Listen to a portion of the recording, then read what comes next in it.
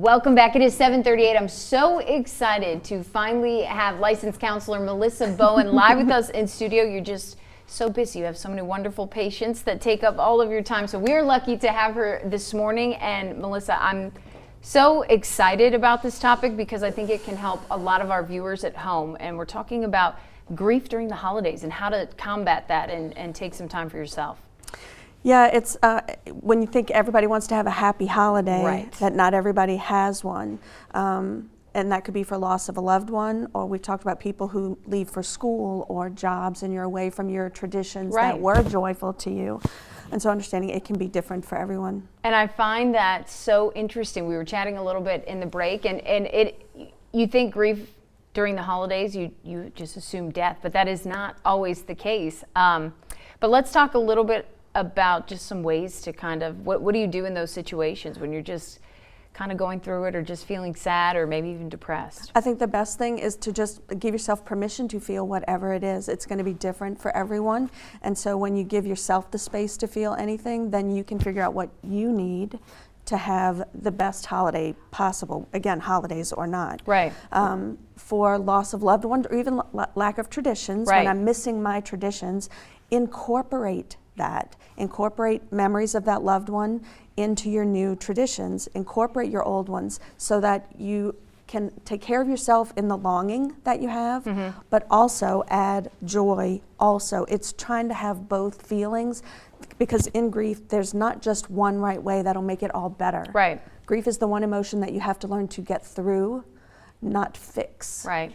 Do you feel like it will be beneficial, or it would be beneficial to kind of let people know what you're going through, or it just depends on the person and how you feel? Because I know, for example, let's say, I know my mom gets so sad, like during the holiday, just at certain pockets of time, but it comes off in other ways. Like she might get super anxious and frustrated and, oh my gosh, the napkins have, but we all know why. Right? Yeah, sharing with someone is one of the best coping skills you have. That. Is okay, whether it's with a professional or a friend, let someone know what you're going through so okay, you're not alone. Nobody has to be alone. We're going to hold this thought. We're going to circle back. In the meantime, let's send it to Storm Track 15 meteorologist Adam Olivier.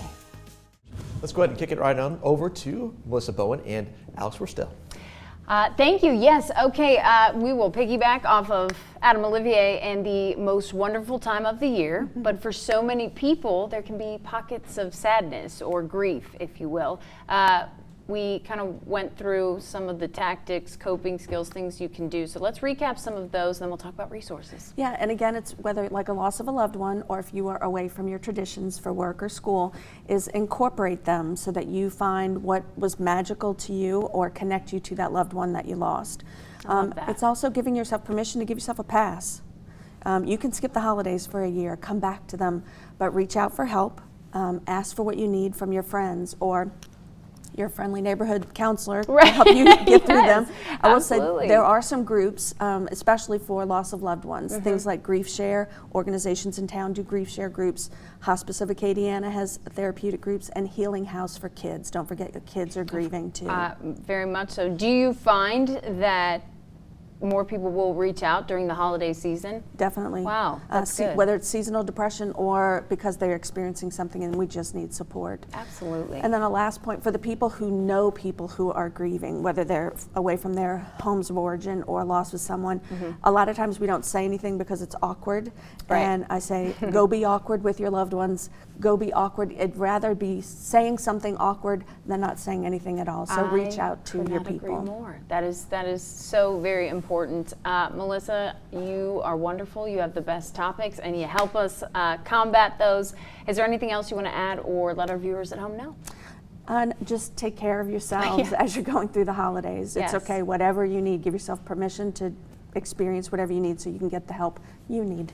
I love it so much. So happy again to have you in the studio. Hopefully we'll get to do this again sometime. Thank you so much. My pleasure. We are going to send it to Al Abear coming up here after the break.